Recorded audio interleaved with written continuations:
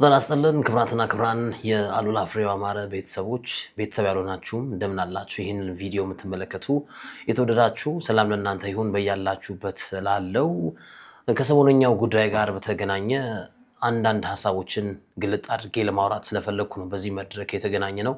በእርግጥ ቀጠሯችን በሰኞ ዕለት ነበር፣ ግን አንዳንድ ማጣራት ያለብኝ ነገሮች ስላሉ ባያስድ ላለመሆን ይሄ ከሰሞነኛው ጉዳይ ጋር በተገናኘ ማለት ነውና የኢትዮጵያ መገናኛ ብዙሃን ምክር ቤት ወይም የኢትዮጵያ ሚዲያ ካውንስል ማብራሪያ ይስጥበት ካለብኝ ተቋም ጋር አንዳንድ ሀሳቦችን ለማጣራት ስለፈለኩና ለዛ ነው ዲሌይ የሆንኩት። ግን በወቅታዊ ጉዳይ ሀሳቦችን ለመድረስ ያክል ነው የመጣሁት። ብዙዎች ስለጠየቃችሁኝ ስለደወላችሁ አመሰግናለሁ። ከጎኔ ለቆማችሁ መላው የስፖርት ቤተሰቦች፣ መላው ንጹህ ኢትዮጵያውያን፣ ሀሳቤን የተረዳችሁ የሌላ እምነት ያላችሁ የምወዳችሁ ማከብራችሁ በያላችሁበት ሰላም ሁኑ ላለው እንግዲህ የኢትዮጵያ መገናኛ ብዙሃን ምክር ቤት የኢትዮጵያ ሚዲያ ካውንስል በዕለተ መጋቢት 7 2018 ዓ.ም በሲዲ ስፖርት ፕሮግራም ላይ የቀረበን ቅሬታ በተመለከተ ማብራሪያና ምላሽ መጠየቅን ይመለከታል በሚል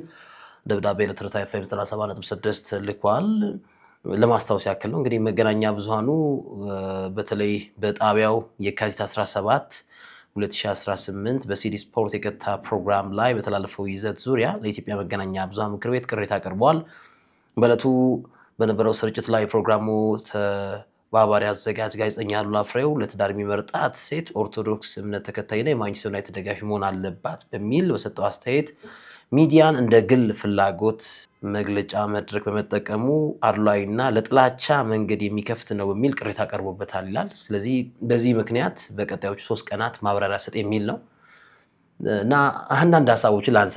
ይሄ ማህበር ራሱ የተቋቋመበት ዓላማ እና በውስጡ ያሉትን አባላት ስንመለከት በቅድሚያ ባለኝ መረጃ መሰረት 102 አባላት ያሉት ተቋም እንደሆነ ሰምቻለሁ እና በሚገርምናችሁ ሁኔታ ክቡራን አድማጭ ተመልካቾች ብዙ ጊዜ ቅሬታ የሚመጣው ውስጡ ካሉ አባላት ሳይሆን ከውጪ ከአድማጭ ወይ ከተመልካች የሚመጣ ቅሬታ ይሄ ቅሬታ።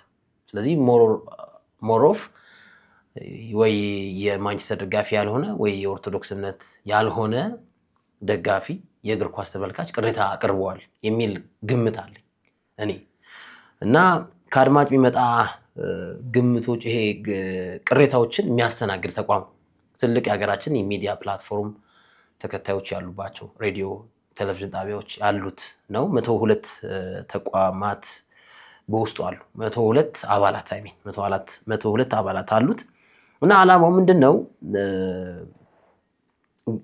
እንደነገሩኝ ከሆነ ስማቸው መጥቀስ ማልፈልጋቸው ሰዎች እንደነገሩኝ ከሆነ የዚህ የኢትዮጵያ መገናኛ ብዙሃን ምክር ቤት ዓላማ ጋዜጠኞች ከመንግስት የሚደርስባቸውን እንግልት ለመቀነስ የተቋቋመ ዓላማ ነው። ጋዜጠኞች ስህተት ሲፈጽሙ በዘገባዎቻቸው መንግስት ጋዜጠኛን ወደ ፍርድ ቤት፣ ወደ እስር ቤት አሊያም ሌሎች ነገሮችን ከመውሰዱ በፊት እኛው ባወጣነው ሕግ መሰረት እንተራረም፣ እኛው ታርመን ኮድ አውጥተን ከዛ በኋላ ወደ ሌሎች ጉዳዮች ወደ መንግስት አይሄድ የሚል ዓላማ ያለው ተቋም እንደሆነ ሰምቻለሁ እና ስማቸው መጥቀስ ማልፈልጋቸው በርከት ያሉ አመራሮች በስራ አስፈጻሚነት አሉ በዚህ በኢትዮጵያ ሚዲያ ካውንስል ወይም በኢትዮጵያ መገናኛ ብዙሃን ምክር ቤት እና ከአድማጭ ወይ ከተመልካች የመጣ ቅሬታን የሚቀበል እና እኔ በወቅቱ የተናገርኩትንም በድጋሚ ለማስታወስ የማንቸስተር ዩናይትድ ደጋፊ የሆነች ሴትና ኦርቶዶክስ እምነት ተከታይ ከሆነች አገባታለሁ ነው ያልኩት እንጂ ስለሌሎች ሃይማኖቶች ስለሌሎች ክለቦች ደጋፊዎች የጥላቻ ንግግር የማበላለጥ ያደረኩት ምንም ነገር እንደሌለ ይታወሳል። በብዙ ህብረ ብሔሮች በብዙ ህብረ ሃይማኖቶች የተከበብኩ ሰው ነኝ። ብዙ ጓደኞቼ የሌላ እምነት የሌላ ብሔር ተወላጆች ሆነው ግን በቃ በስፖርት መስክ አብረህ የምትሆንበት መንገድ ስለሆነ ያንን ነገር ነው እንግዲህ እኔ እስካሁን ድረስ ባለኝ እንግዲህ ተግባራዊ ለማድረግ ሞክረው እና 16 ዳኞች አሉት። ይሄ የኢትዮጵያ መገናኛ ብዙሃን ምክር ቤት ከሴቶች ጋዜጠኞች ማህበር፣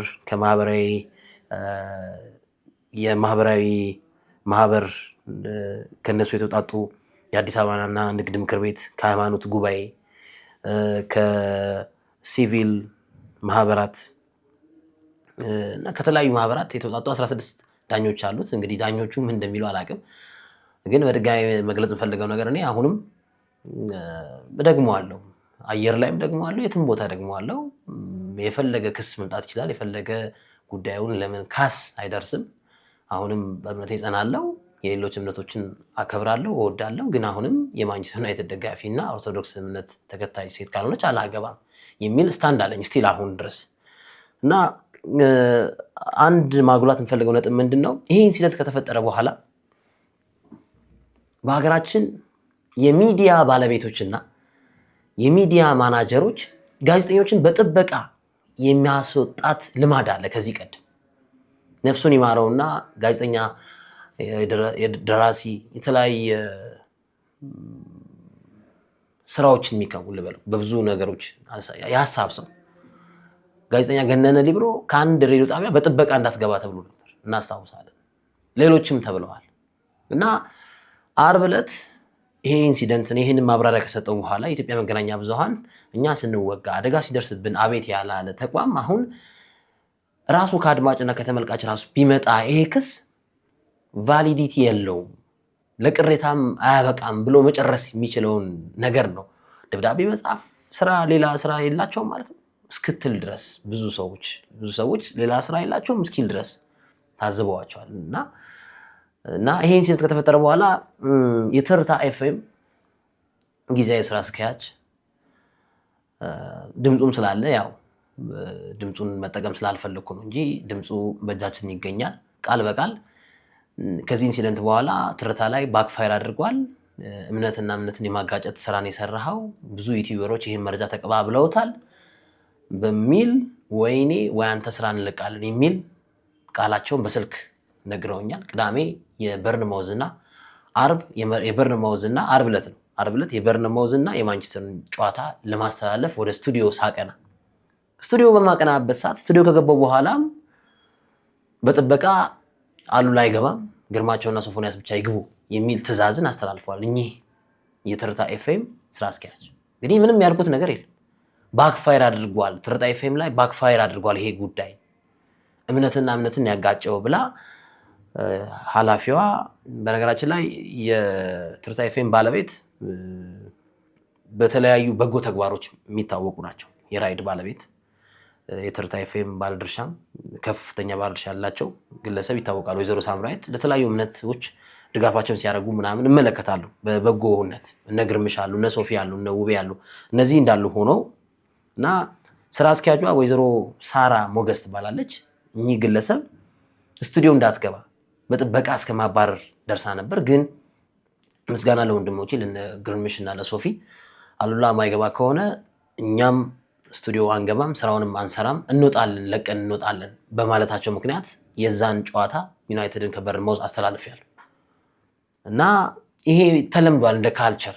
የጣቢያ ባለቤትና የጣቢያ ስራ አስኪያጅ ገነንን የሚያክል ጋዜጠኛ ነፍሱን ይማረውና በጥበቃ እስከ ማስባረር፣ ሌሎችም ጀማሪ ጋዜጠኞች፣ አርቲስቶች በጥበቃ የማስባረር ነገር የተለመደ ሆኗል በቅርብ ጊዜ። እና ይሄ ነገር ገጥሞኝ ነበር ምንም ሳላደርግ እምነትና እምነትን አጋጭታል በሚል ማለት ነው። የስራ አስኪያጇ ወይዘሮ ሳራ ይባላሉ። ይሄን ነገር እንግዲህ በድምፅም ስላለ ድምፁ መጠቀም ስላልፈለኩ ነው።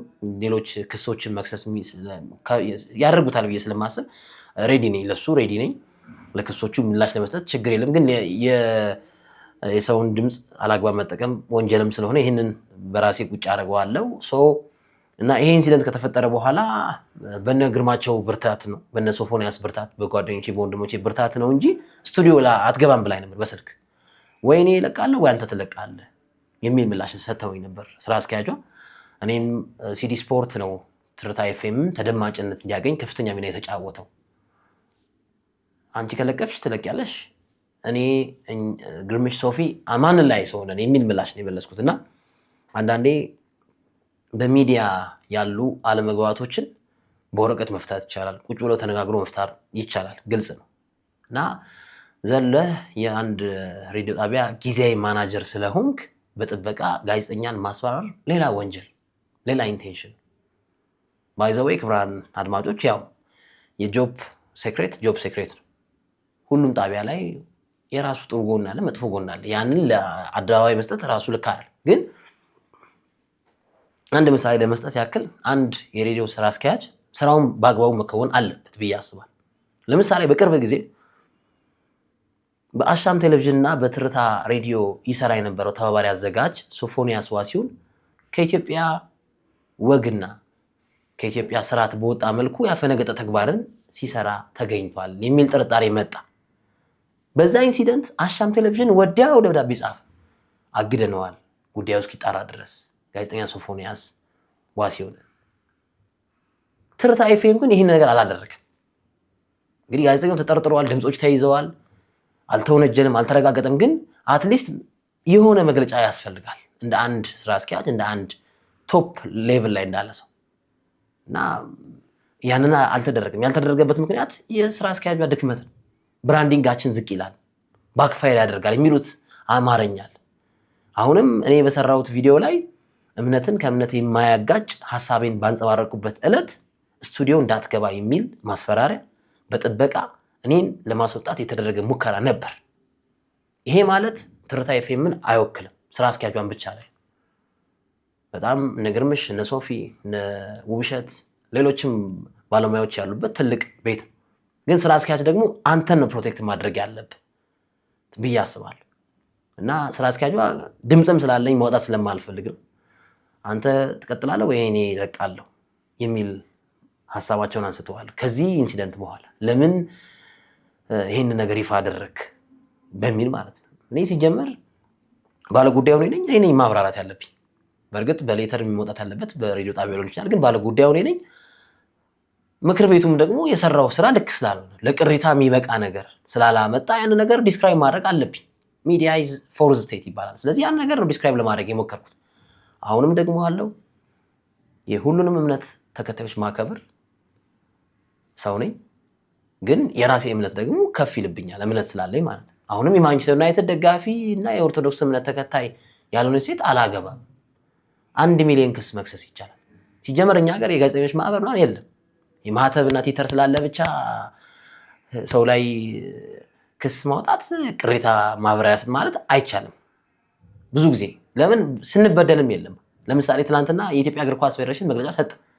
ሲሰጥ ጋዜጠኛ ሀገር ፍቅር ስሜት ኖሮት ነው ሄዶ ቦታው ላይ የሚዘግብ። እኔ ስፍራው ላይ ሌሎችም ጋዜጠኞች ስፍራው ላይ ተገኝተን ስንዘግብ ሬጂስተር ካልተደረጋችሁ አዲስ አሰራር ሬጂስተር ካልተደረጋችሁ ካልተመዘገባችሁ ጋዜጣዊ መግለጫውን አትታደሙም ተብለን ነው የወጣነው ከጁፒተር ሆቴል። ለዚህ አቤት የሚል ማህበር አለ። ለዚህ እኮ ነው ወደ ማንቸስተር፣ ወደ አርሰናል፣ ወደ ሪያል ማድሪድ ጋዜጠኛው የሚያተኩር። አሁን ቦታው ላይ ድረስ መታል፣ ጊዜህን ሰውተህ መታል። የሀገርህን ዘገባ ለማስተጋባት ለህዝቡ ትሞክራለህ። ግን ምን የሚሉት አሰራር? የኢትዮጵያ እግር ኳስ ፌዴሬሽን እኮ አበል አይሰጥም። የኢትዮጵያ እግር ኳስ ፌዴሬሽን ውሃ አያቀርብም። በዕለቱ ውሃ አይደለም አበል ውሃ አይሰጥም።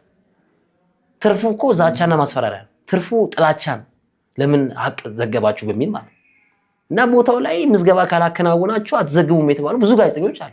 ለዚህ ለጋዜጠኞች አፍ የሆነ አለ ማህበር አለ እስካሁን ተውሽ። ይሄን የሚዲያ ምክር ቤት ካውንስል ነው። ሌሎቹ የስፖርት ጋዜጠኞች ማህበር አቤት ብሏል።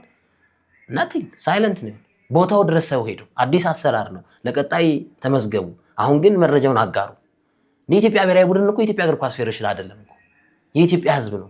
የኔ ካሜራማኑ፣ የኤዲተሩ፣ የእግር ኳስ ተጫዋቹ፣ የመንግስት ሰራተኛው፣ የዶክተሩ፣ የመምህሩ፣ የወታደሩ የሁሉም ነው። ይህንን ደግሞ መረጃ የሚሰጠው ማነው? ስፖርት ጋዜጠኛ ነው። ብሔራዊ ቡድኑ የማጣሪያ ይጫውታል። ምን አይነት ዝግጅት አድርገን ሌሎች ተያያዥ ጉዳዮችን ለመዘገብ ቦታው ላይ ስትገኝ ካልተመዘገብ አትታደም ማለት ነውር አይደለም ይሄ? ለዚህ እስኪ ማን ነው የቆመው? ለዚህ ማን ነው የቆመው? ኦርቶዶክስ ሲባል ግን ሁሉም ይነሳል። ይሄ ፌር አይደል? ኢትዮጵያ የብዙ የብሔር ብሔረሰቦች ሀገር ናት። የተለያዩ የእምነት ተከታዮች ያሉባት ሀገር ናት። ሁሉም በእምነቱ ተከባብሮ በእኩልነት የሚኖርባት ሀገር ናት ብዬ አስባለሁ። ከዚህ አኳያ እና ይሄ ኢንሲደንት እኔ ትንሽ አኖ ያርጎኛል። ሰሞኑን ጭራሽ የሬዲዮ ጣቢያ ስራ አስኪያጅ ለአንተ ቆሞ ሊከራከርልህ ሲገባ በጥበቃ እንዳትገባ ወይ አንተ ትለቃለህ ወይ እኔ እለቃለሁ ማለት ምን ማለት ነው? እዚህ ኤቲካል አይ ዶንት ቲንክ ሶ። ይሄ ያሳፍራል ብዬ አስባለሁ እና አዝኛለሁ። ግን አጠቃላይ ሰሞኑ የነበረው ይህንን ወሬ ለማርገብ የመጨረሻ ሀሳቤን የሰጠሁት ያው ወደ ክስ የሚያምሩ ሰዎች ሊኖሩ ይችላሉ። ይክሰስ። ብዙ ሰዎች ጎኔ ናቸው። ብዙ ሰዎች በኮንፊደንስ እናገራለሁ። ማንም ይክሰስ ማንም ዝግጁ ነኝ ለመቀበል ሁሉንም ነገር። ግን ከሌላ አንግል አድርጋችሁ ነገሮችን ሃይማኖትን ከሃይማኖት ለማበላለጥ ለማጣላት የሚደረጉ ነገሮች ልክ አይደለም። እኔ ምንም አላልኩም። በቀጥታ ስርጭት ወቅት ተጠየቅኩ መለስኩ። በአንድ ሬዲዮ ጣቢያ ውስጥ እኮ መንዙም አይጋበዝም እንዴ? መዝሙር አይጋበዝም? በገና አይጋበዝም? ይጋበዛል እንደ ወቅቱ እንደ እምነት ተከታዮቹ አይደል? እና ይሄ ልክ አይደለም እያስባለሁ። which is ራሱ ቅሬታውን ራሱ መመለስ ይችላል። አሁን ከአድማጭም ከተመልካችም የመጣ ቅሬታ ቢሆን የኢትዮጵያ መገናኛ ብዙሃን ምክር ቤት ለማብራሪያ ራሱ ይሄንን አላስቀምጥም ነው ማለት ያለበት። አለቅ ደን በቃ ይሄንን ጋዜጠኛውንም አልጠይቅም። በደንብ ክሮስ ቼክ ታደርጋለህ፣ ታየዋለህ፣ ቮይሱ ቪዲዮም አለ። ይሄን ያለው ይሄ ጭራሽ ብቁም አይደለም ብለህ ነው መመለስ ያለብህ። እነሱ ላመጡት ደብዳቤ ስራ አስኪያጇ ሪያክት ያደረገችበት መንገድ which is በጥበቃ አትገባም እስከመባል ድረስ ይሄ አንፌር ነው። እኔ እንደነ ግርማቸው እንደነ ሶፎንያስ አይነት ወንድም ትክክለኛ ጓደኛ ባይኖር የራሳቸውን ስፖንሰር አጥተው አንገባም አሉላ ካልገባ ማለታቸው ያኮራኛል፣ እወዳቸዋለሁ፣ ክብር ይሰማኛል። ለሌሎችም አርአያ የሚሆን ተግባር ነው ያደረጉት። ይሄን መናገር እወዳቸዋለሁ። የአርሰናል ደጋፊዎች፣ የእስልምና እምነት ተከታዮች ይሆናችሁ ፕሮቴስታንቶች፣ ኦርቶዶክሶች ደግፋችሁኛል እውነት ስላለኝ ማለት ነው እና አመሰግናቸዋለሁ፣ እወዳቸዋለሁ ብዬ አስባለሁ። ይሄ ነው ሰሞነኛው ጉዳይ። ለነበረኝ ቆይታ እጅግ አድርጌ አመሰግናለሁ። በቪዲዮ ለማብራራት ስለፈለኩ በጽሁፍ ምናምን ይደክማል አንዳንዴ። ሁሉንም ይሄ ገስቸሩም አለ ፊሻል ኤክስፕሬሽንም አለ ትክክለኛ ስሜት መውጣት አለበት ብዬ ስለማስብ እና አንዳንድ ስራ አስኪያጆች ስራችሁን ብቻ ስሩ እና ሌሎች ነገሮችን መናገር ስለማልፈልግ የስራ ቦታ ሚስጥር የስራ ቦታ አለ። ብንበደልም ጸጥ፣ ነገ በወጣም ብለቅም ጸጥ ነው ማለት ያለው። ግን እንደዚህ አይነት የጥበቃ አይነት በጥበቃ እስከማስወጣት አትገባም ትገባል ማለት አይቻልም በዚህ ዘመን። እኔ ትንሽ ተከታይ ስላለኝ ሪያክት ስላደረግኩት ነው እንጂ ማንም ባያቀኝ ኖሮ ዛሬ ስቱዲዮ ገብቼ እሰራለሁ ብዬ አልናገር። እንዲሁም እንደነ ግርማቸው አይነት እንደነ ሶፎንያስ አይነት ወንድም ስላለኝ ነው በኩራት የሰራሁት እንጂ ሰው ባያቀኝማ በጥበቃ እንባረር ነበር። ነፍሱን ይማረውና እንደነገነን አይነት ይሄን ለመናገር ወዳለሁ። ሁላችሁንም ወዳችኋለሁ። ድጋሜ ለእስልምና እምነት ተከታዮች ሸዋል ጾም ላይ ናችሁ፣ ጾሙ አሪፍ ይሁን እላለሁ። ዩናይትድ ከቀናቶች በኋላ ረዘም ያለ ቀናት ነው ከሊድስ ጋር ጨዋታ ያደርጋል። ኢንተርናሽናል ብሬክ አለ፣ ኤፍ ኤ ካፕ ጨዋታ አለ፣ ከዛ መልስ ይጫወታል። በሱ እንመጣለን። ሌሎች ጉዳዮችን እናነሳለን። ሁላችሁንም ወዳችኋለሁ። ክብሩልኝ።